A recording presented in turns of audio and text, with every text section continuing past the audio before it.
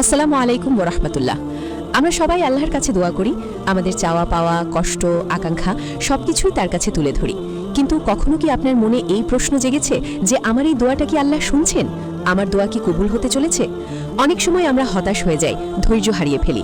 কিন্তু আপনি কি জানেন আল্লাহ রাব্বুল আলামিন বান্দার দোয়া কবুল করার আগে কিছু ইশারা বা লক্ষণ দেখান?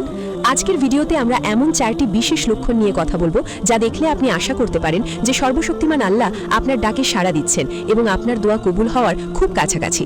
চলুন শুরু করা যাক। প্রথম লক্ষণ হলো মনের মধ্যে অস্বাভাবিক প্রশান্তি।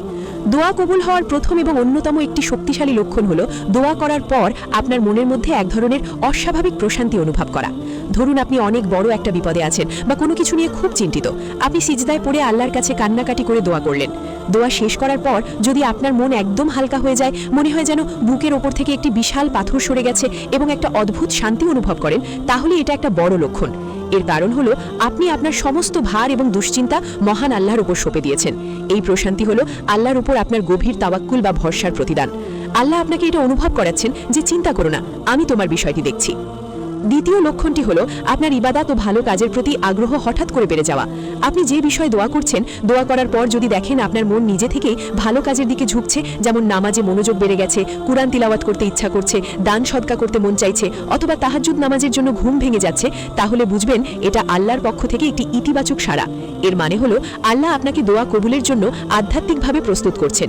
কারণ আল্লাহ যখন কোনো বান্দাকে কিছু দিতে চান তখন তাকে সেই জিনিসটার যোগ্য করে তোলেন।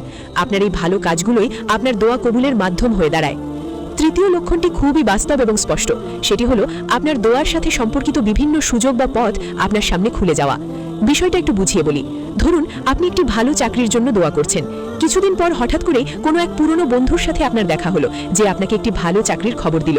অথবা আপনি ঋণ থেকে মুক্তির জন্য দোয়া করছেন আর এমন কোনো উৎস থেকে অর্থ আসার একটি সুযোগ তৈরি হলো যা আপনি কল্পনাও করেননি।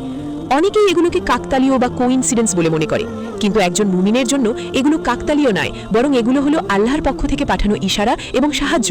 আল্লাহ আপনার দোয়ার জবাবে আপনার জন্য কারণ বা আসবাব তৈরি করে দিচ্ছেন। চতুর্থ এবং শেষ লক্ষণটি হলো দোয়ার জন্য বারবার মন ব্যাকুল হওয়া এবং আল্লাহর কাছে চাইতে গিয়ে চোখে পানি চলে আসা। যদি আপনার দোয়াটি বারবার আপনার মনে পড়তে থাকে, বিশেষ করে নামাজের মধ্যে, সিজদায় বা গভীর রাতে, এবং আল্লাহর কাছে সেটি চাওয়ার সময় আপনার অন্তর নরম হয়ে যায়, চোখে পানি চলে আসে, তাহলে এটি একটি অত্যন্ত শক্তিশালী লক্ষণ যে আল্লাহ আপনার দোয়া শুনছেন। রাসূল সাল্লাল্লাহু আলাইহি ওয়াসাল্লাম বলেছেন, আল্লাহ তার বান্দার চোখের পানিকে অনেক পছন্দ করেন। আপনার এই কান্না, এই ব্যাকুলতা প্রমাণ করে যে আপনি আল্লাহ ছাড়া আর কারো ওপর ভরসা করেন না। আর যখন কোনো বান্দা এমন আন্তরিকতার সাথে চায়, তখন আল্লাহ তাকে ফিরিয়ে দিতে লজ্জা বোধ করেন। এর অর্থ হলো আল্লাহ চান আপনি আরও বেশি করে, আরও আন্তরিকভাবে তার কাছে যান। তবে এখানে একটি অত্যন্ত গুরুত্বপূর্ণ কথা মনে রাখতে হবে। এই লক্ষণগুলো দেখা না যাওয়ার অর্থ এই নয় যে আপনার দোয়া কবুল হচ্ছে না। মনে রাখবেন, দোয়া কবুলের 3টি পদ্ধতি আছে। 1, আল্লাহ আপনার চাওয়াটি সাথে সাথে পূরণ করে দেন। 2, আল্লাহ আপনার চাওয়াটি ভবিষ্যতের জন্য জমা রাখেন এবং এর চেয়েও উত্তম কিছু আপনাকে দান করেন। অথবা ওই দোয়ার বিনিময়ে আপনার ওপর থেকে সমপরিমাণ কোনো বড় বিপদ বা মুসিবত দূর করে দেন, যা আপনি হয়তো জানতেও পারেন না। সুতরাং কোনো লক্ষণ দেখতে না পেলেও কখনোই হতাশ হবেন না এবং দোয়া করা ছেড়ে দেবেন না। বিশ্বাস রাখুন, আপনার কোনো দোয়াই বৃথা যায় না। তাহলে আমরা দোয়া কবুলের 4টি সুন্দর লক্ষণ সম্পর্কে জানলাম। 1, মনের প্রশান্তি। 2, ভালো কাজের প্রতি ঝোঁক। 3, সুযোগ তৈরি হওয়া।